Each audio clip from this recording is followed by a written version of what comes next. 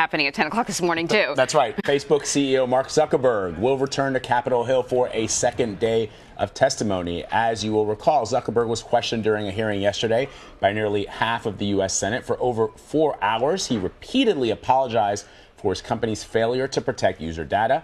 The impact of the CEO's testimony was felt on Wall Street. Facebook stock gained 4.5%. So it was not a bad move to go to Capitol Hill and talk to lawmakers. It was the biggest increase in 2 years. Now, this bumped Zuckerberg's net worth by about $3 billion more. Although I should point out the stock market is down today currently, and there is talk on the street that is because the president has tweeted about Russia and the upcoming potential military action there. So with us to recap yesterday's hearing is Ian Scher from CNET News and Dan Patterson from Tech Republic, who joins us here in the studio. So Ian, to you first. I thought the most fascinating point in the testimony was when Zuckerberg acknowledged, Ian, that Facebook was responsible, Facebook and other tech companies like it are responsible for the content on their platforms. Yeah, I mean, look, and it's something that has always been an important point.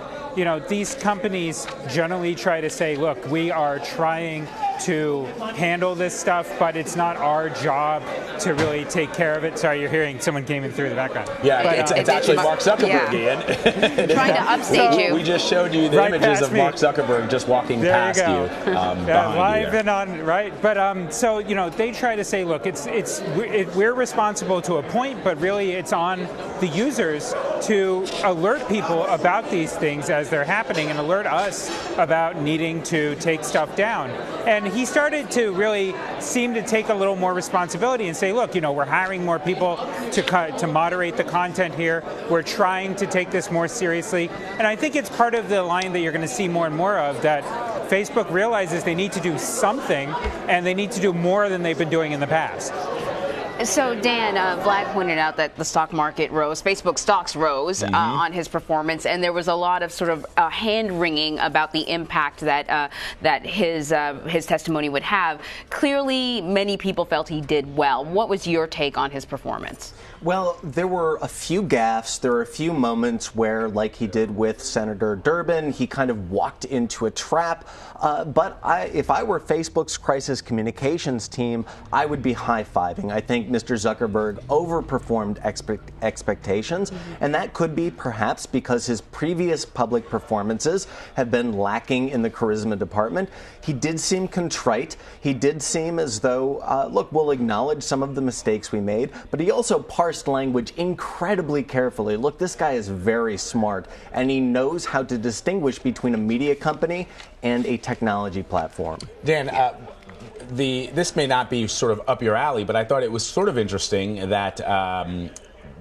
Zuckerberg acknowledged that his office, the Facebook and executives, had been in touch with the special counsel who is investigating the president and the campaign of 2016 and the role perhaps that Facebook played in that. Clearly, the special counsel thinking, at least investigating whether or not Facebook played some kind of a role in the 2016 election. And we know that it did. So we know that Facebook played a role in the 2016 election. In fact, we have the data to prove that Facebook played a pretty big role, especially when it comes to propaganda, fake news, and other types of funny content on the platform. I thought that Mr. Zuckerberg's acknowledgement of the special counsel's interaction with Facebook was not, I don't think that was a gaffe. I think he acknowledged that, yes, this happened. Even though he wasn't under oath, he did have an obligation to tell the truth, and I don't think he said anything. He was asked a direct question. I don't think he said anything that was limiting or raised his liability. Listen, we've got little bits and pieces of his testimony, and I'll just tell the control room, it's SOT 6, where he talks about regulation, because I think this was an area, when you talk about him parsing his words, this was an area where he sort of seemed to come forward and then pull back a little bit. Can we play that? They're trying to get technology. It takes a while to get it together. It's tech. But it's technology. What do we tell our constituents, given what's happened here, why we should let you self-regulate? Well, Senator, my position is not that there should be no regulation. Okay. I think the internet is increasingly important. You embrace regulation? I think the real question as the internet becomes more important in people's lives is what is the right regulation, not whether there should be or not. But you as a company welcome regulation? I think if it's the right regulation, then yes. You think the Europeans have it right? I think that they get things right. Have you ever submitted? That's true. So would you work with us in terms of what regulations you think are necessary in your industry? Absolutely. Okay. Would you submit the... So the regulation, the European regulation that he's talking about is the General Data Protection Regulation. It's going to be in place at the end of May, and Facebook is going to have to comply with a series of privacy regulations that are being rolled out. They're willing to do it in Europe because they have to in order to stay in business, but are they willing to do it here? And he seemed to sort of dance around that. Yeah, Mr. Zuckerberg and Facebook have danced around regulation for quite a while. On the one hand, they say, sure, come in, regulate us, no problem. On the other hand, they are working to tooth or declaw the Honest Ads Act. What regulation could look like will have a lot to do with the technological sophistication of the senators and of our government. And as we saw from the questioning yesterday, there was a broad spectrum of tech knowledge and understanding. You know, I was sort of on the fence because I know that the senators took a lot of heat about the types of questions that they asked, and some have implied that it revealed a lack of understanding about Facebook and technology. But I also kind of think they're asking the questions that Americans would ask. I think that part of the conversation that we've been having all along is the users are not very sophisticated as well. And perhaps if they were more sophisticated, we would not have been as vulnerable as we were. Yeah, you know, that's a great point. In fact, we actually have a shot that can sort of highlight what you're talking about that. Let's play a little bit of a back and forth, number 5 that this Zuckerberg had with the Senate. Let's play that. Mr. Zuckerberg, I remember well your first visit to Capitol Hill back in 2010. You spoke to the Senate Republican High-Tech Task Force, which I chair. You said back then that Facebook would always be free. Is that still your objective? Senator, yes. There will always be a version of Facebook that is free. It is our mission to try to help connect everyone around the world and to bring the world closer together. In order to do that, we believe that we need to offer a service that everyone can afford, and we're committed to doing that. Well, if so, how do you sustain a business model in which users don't pay for your service? Senator, we run ads. That's Senator Orrin Hatch of Utah, and I just love the expression on Zuckerberg's face because that's what Facebook does. Yeah. And to your point, Anne-Marie, it did seem in some instances, and Ian and Dan, you can weigh in on this, the internet was having a field day with some of these questions, you know, essentially saying, look, my 25-year-old staffer wrote these questions and I'm just reading them for the cameras, right? And when you see an exchange like that, where Orrin Hatch seemingly seems to think of or consider Facebook in the way that it was perhaps when it first launched, as opposed to what it is today, that is the difficult relationship that has existed between Silicon Valley and Washington, D.C., Ian. This is why you're seeing so much heat on Congress for all of this, is that without the base knowledge that you need of even how Facebook makes money, how could you ever hope to regulate it? And if people were hoping that the United States was going to step up and actually start trying to take this stuff seriously after 3 decades of basically being hands-off with Silicon Valley, what we saw in that room yesterday was that they don't even have the basic understanding, a lot of the senators, to be able to do that. Yeah, you know, Dan, I think that you were sort of alluding to that same thing, that if they don't understand how this works, then how can they understand the regulations that are required to protect us? Well, there is a lot to unpack here.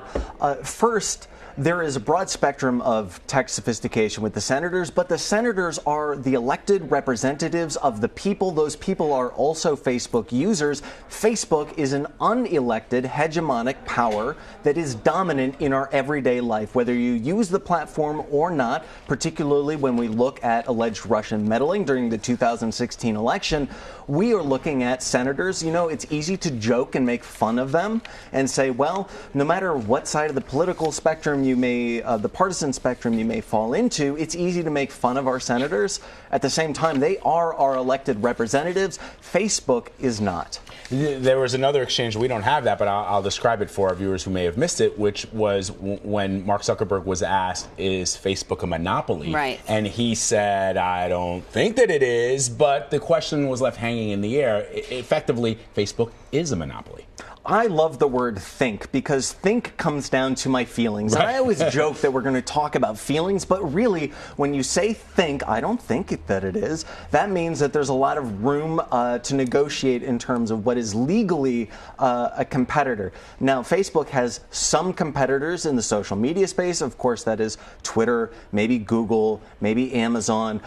They certainly have competitors when it comes to artificial intelligence and the technologies like the Internet of Things. In fact, Facebook canceled a smart speaker that would listen just like Alexa and sit in your home because of the Cambridge Analytica scandal. So Facebook has some competitors when it comes to technology, but when it comes to social networking, I think there's no company that can connect like Facebook does. Yeah. So if it is a monopoly, and if that's the feeling, and ultimately the people's representatives believe that it is a monopoly, then we don't like monopolies in this country, but we also value entrepreneurship and we value innovation. And so how do you, if you are an elected representative, how do you wrestle with those two competing notions? This is a fine line to walk because we certainly don't want to inhibit innovation. At the same time, we can look to history as a guide. We saw Microsoft in the late 80s and early 90s behave like a monopoly. And it was very easy for lawmakers to say, hey, look, if you're going to stamp down competition, we can look at behaviors, no matter how technologically sophisticated your platform is, we can look at your behavior. And if you stamp down competition, and if you actively work to keep businesses and consumers on your platform and away from the competition in a way that we legally define as anti-competitive, then there certainly is not just the right but the responsibility to step in with regulation. Ian, I know we got to let you go soon, so I want to ask you quickly about just what sort of questions you hope to hear today. A lot of people have said that because the senators, and some senators were sort of going over some basic knowledge of Facebook, they didn't get a chance to really dig deep into the whole purpose behind this, which is to find out more information about how our data is using, who owns our data, how are you going to protect us. So what are you hoping, how are you hoping the questions play out today? I'm hoping we get a little bit more revealing sense of what Congress thinks it can do to act, and a sense of where they want to go in terms of, is this just bringing Zuckerberg onto the Hill so they can slap his hand, or are they really seriously thinking about doing something? I'd also personally like to learn a little bit more about the timeline. Facebook found out about Cambridge Analytica 3 years ago, and they chose to say nothing about it until the New York Times and the Guardian's Observer forced their hand. And, Zuckerberg said yesterday that he thought everything was settled and, they'd gotten them to sign these legal papers that the data was deleted, but that's not good enough. That's not being transparent. And I think seeing Congress kind of take him a little more to task of that would be very interesting. All right, Ian Scher, I know that you have to go, so we're going to let you go right now. But Dan, you're still with us, which we're really grateful for. I want to get your take on, the question I asked. What are you hoping that he'll hear from lawmakers today? Because they didn't seem to really take a deep dive into the whole purpose behind these hearings. Well, my inner geek would like to hear things about not just artificial intelligence, but how predictive analytics and machine learning are playing a factor in their cybersecurity. They said we're going to scale up to 20,000 workers by the end of the year. I would like to hear what kind of workers. Are these in-house workers, or are these consultants like Facebook hired with journalists last year? I would also like to hear about some of their databases and how those databases were not just scraped, but how that data was then structured when it was exported. Of course, my inner geek is never going to be satisfied, so I think that we'll hear, once again, a broad range of questions from different types of technologically sophisticated House members. Mm-hmm.